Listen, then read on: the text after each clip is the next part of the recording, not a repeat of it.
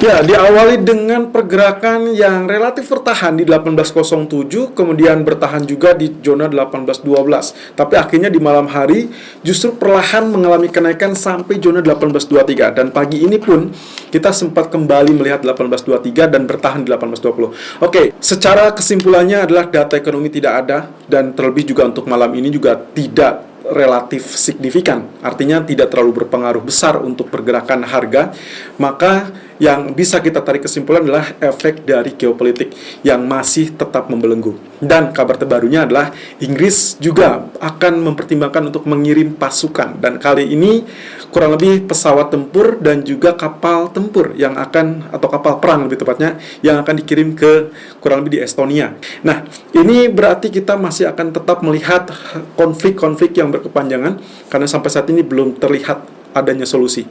Tapi yang jelas, belum pecah perang, berarti kita belum akan lihat volatility yang terlalu meningkat, khususnya untuk safe haven gold. Kemudian kalau kita pertimbangkan dari sisi yang lain, yaitu terkait dengan pergerakan DXY atau indeks dolar dan juga treasury yield, yang ternyata itu adalah kali keduanya dia bergerak berlawanan. Bayangkan, dolarnya mengalami pelemahan walaupun dalam kondisi sideways, tapi treasury yield tetap dalam posisi naik. Dan inilah yang membuat kenapa saya lebih melihatnya posisinya lebih bisa dipercaya adalah terkait dengan pergerakan treasury yield.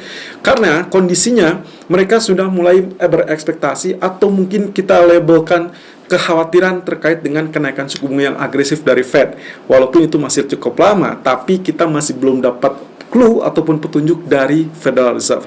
Nah, petunjuk tersebut baru akan kita dapatkan setelah rilis data CPI atau inflasi di hari Kamis. Jadi menurut saya, kondisinya kita akan pertimbangkan dari aspek kenaikan threshold, sehingga itulah yang menyebabkan mungkin saja gold hanya naik sesaat karena geopolitik, kemudian kembali reda, dan akhirnya dia kembali redup atau tertekan. Walaupun kali ini kita mungkin belum akan lihat 1800 kembali, atau bahkan di bawahnya, kita mungkin hanya melihat koreksi sampai zona 1810 atau bahkan 1815. Koreksi terbatas, tapi juga untuk resisten kita masih meyakini 1833, 1834 masih belum saatnya untuk ditembus, kecuali mungkin ya katakanlah ada hegemoni dari geopolitik yang jauh lebih besar, artinya pecah perang, lalu kemudian terkait juga dengan data inflasi.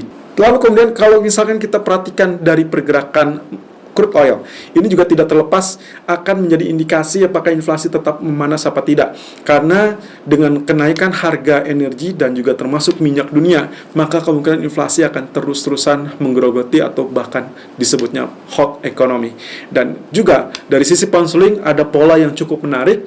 Ini terlepas dari kondisi yang cukup standar ya menurut saya dari keputusan BOE minggu lalu, karena sesuai ekspektasi, tapi juga karena tidak ada data ekonomi dan juga semuanya berfokus kepada geopolitik. Tapi ada pola candle hammer di grafik daily, dan juga ada kecenderungan bisa saja inilah pola yang dinantikan untuk pola reversal selanjutnya, karena kita masih menantikan big polanya atau big patternnya itu adalah inverse head and shoulder. Apakah mungkin? Kita lihat technical view 8 Februari 2022. Irfan untuk Agrodana.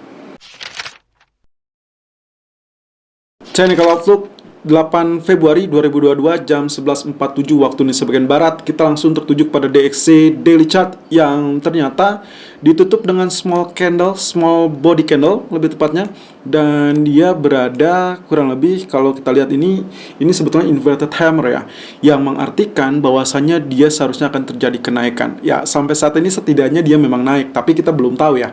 Nanti malam bisa saja dia kembali turun. Tapi kalau misalkan kita cek data ekonomi malam ini relatif soft, artinya tidak terlalu signifikan yang memungkinkan untuk terjadinya volatility yang terlalu besar.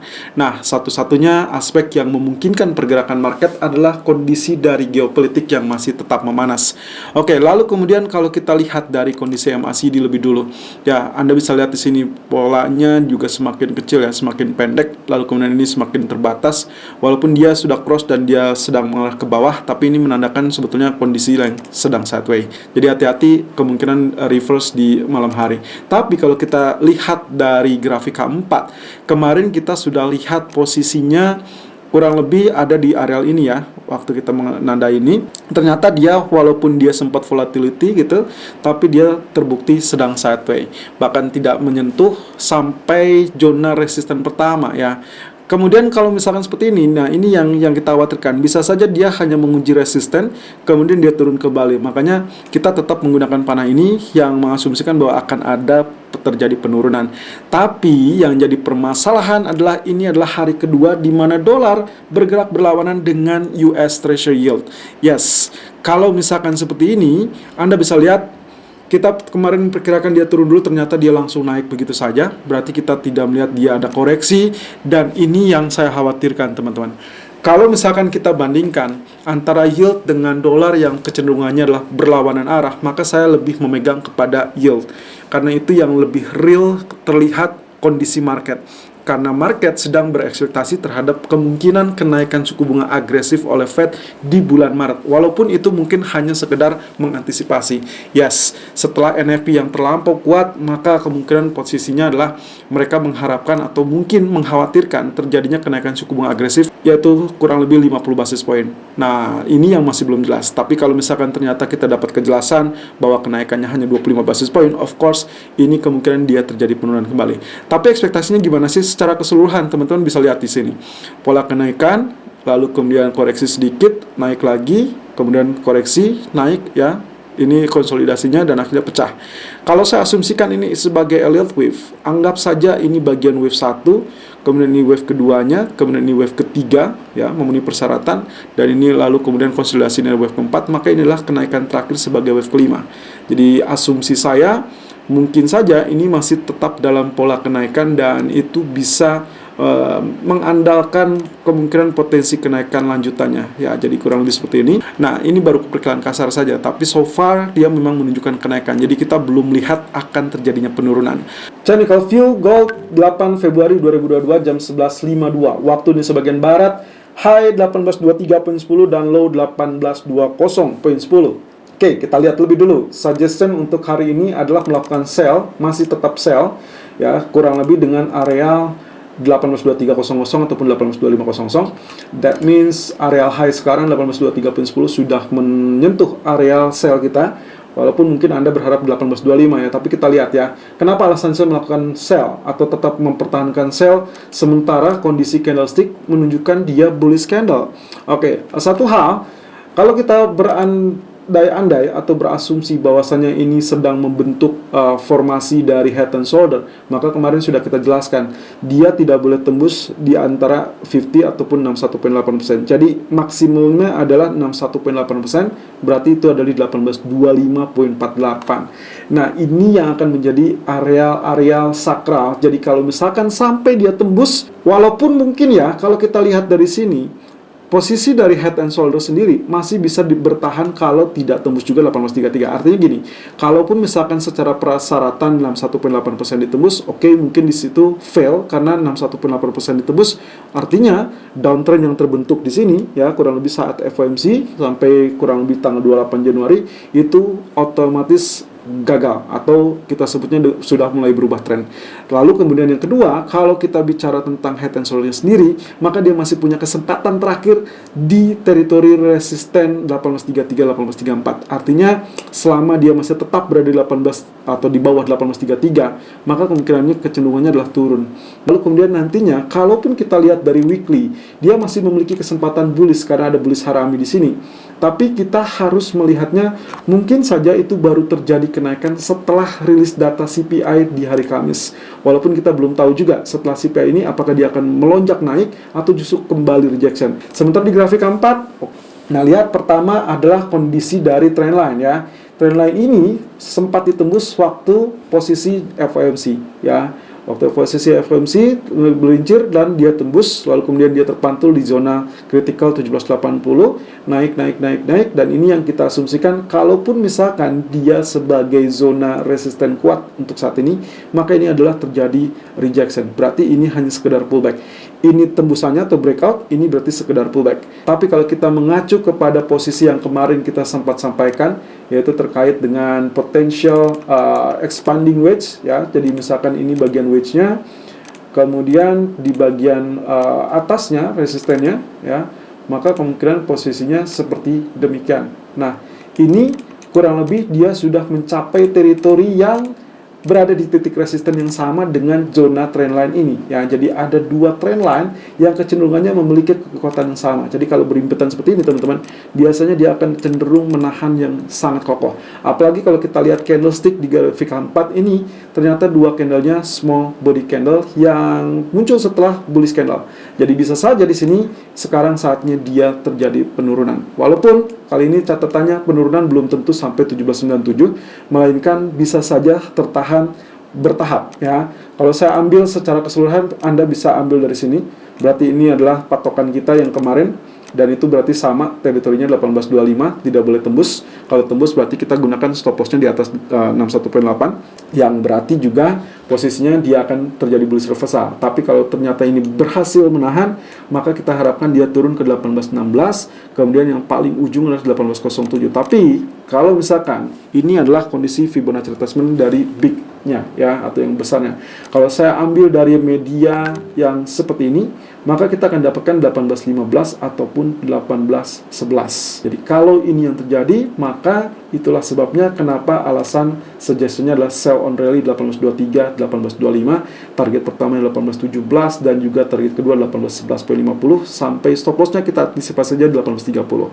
Walaupun lagi-lagi saya ingatkan bahwasanya kalau saat dia tembus dari resisten 1825, harap berhati-hati. Nah, kemudian yang kedua, kalau kita bicara tentang crude oil teman-teman, posisinya adalah candlestick sudah ditutup dengan kondisi hanging man pasca rally yang sangat fantastis sampai zona 93. Jadi secara daily seharusnya dia turun, tapi seperti biasa kondisi geopolitik dan juga supply dan demand, gangguan supply dan juga demand yang tetap meningkat membuat dia cenderungannya tetap mengalami kenaikan. Jadi solusi yang paling bagus gimana? Kalau kita lihat di grafik 4, kita masih punya bullish rectangle, targetnya adalah sampai 95, dan itu belum selesai ya. Either ini sudah selesai atau belum, tapi yang penting adalah kalau kita lihat dari swing high terakhir, maka kita bisa gunakan Fibonacci retracement, dan kemarin pas ya, penurunan 90.68, tapi lebih tepatnya dia sampai ke 70-an ya, 90.70, lalu kemudian dia rebound dan sampai 92.34 ya. Nah sekarang dengan cara yang sama, kemungkinan yang paling ini mungkin akan ditembus teman-teman. Jadi hati-hati, kita tidak menggunakan lagi 90.70-an, tapi kita menggunakan areal 89.90-an, yang berarti pula kita akan andalkan dia turun lebih dulu. Ini berkaitan dengan kondisi daily yang seperti ini ya. Jadi kalau kita perhatikan dari suggestion untuk hari ini crude oil, saya masih tetap bertahan untuk buy on dip, walaupun areal buy-nya jauh lebih dalam, karena kita harapkan koreksinya lebih dalam lebih dulu. Dan terakhir pound sterling, kalau teman-teman lihat dari sisi pound sterling, sebetulnya ini posisinya kenapa saya bilang hammer ya. Ini jelas ya, kalau kita lihat dari daily chartnya, bentuknya seperti ini teman-teman. Kemarin kita mendapatkan bearish engulfing, kemudian ditemani dengan bentuk jarum seperti ini. Ini adalah long lower shadow ataupun hammer. Ya, ini karena memang tail bawahnya tidak terlalu panjang juga sebetulnya, jadi kita namakan hammer saja. Nah, yang terpenting adalah kalau misalkan dikaitkan dengan kondisi pattern ya, kita pernah membahas ini 2 minggu yang lalu sebelum BOE. Jadi ada skenario bahwasannya ini akan membentuk inverse head and shoulder. Mana? Ini bagian leftnya, ini bagian headnya, dan ini bagian right shouldernya. Berarti yang kita asumsikan nantinya neckline akan berada di bidang ini teman-teman. Dan ini berarti masih cukup jauh, tapi kita masih mengandalkan ini tidak boleh tembus lagi. So far kalau misalkan pun ini menolong ya, kondisi candlestick daily-nya menolong, berarti kita bisa asumsikan dia masih mengalami kenaikan. Dan terbantu pula kalau kita gunakan ukuran dari Fibonacci retracement. Ini penurunan terakhir, walaupun sempat menguji 61.8%, dia ada di bawah, tapi juga tidak tembus ya, karena candlestick tetap ditutupnya di atas. Kita lihat di grafik 4-nya saja, itu potensinya sangat cantik. Ini adalah area yang kemarin, kalau misalkan kita perhatikan, ini kan sebetulnya dia sempat mengalami penembusan waktu kurang lebih sebelum BOE, atau saat BOE ya, kurang lebih tanggal 1 Februari, ya sebelum BOE. Ya, sebelum BOE dia naik, kemudian saat BOE dia terkoreksi gitu ya, atau setelah koreksi, ya setelah BOE koreksi, nah berarti ini koreksi turunnya sebagai pullback karena dia sudah tembus dan dia belum sama sekali mengalami koreksi. Nah ini dia tertahan di 50% dan kita berharap dia tidak tembus lagi di bawah 50% dan stop lossnya berarti bisa di setting di bawah 3460. Nah itulah rekomendasi kalau kita lihat dari grafik pound sterling hari ini yang kurang lebih 3505 ataupun 3520, Anda sudah bisa masuk zona buy. Selalu gunakan stop loss dan risk management sesuai dengan equity dan strategi trading Anda. Irfan untuk Agrodana.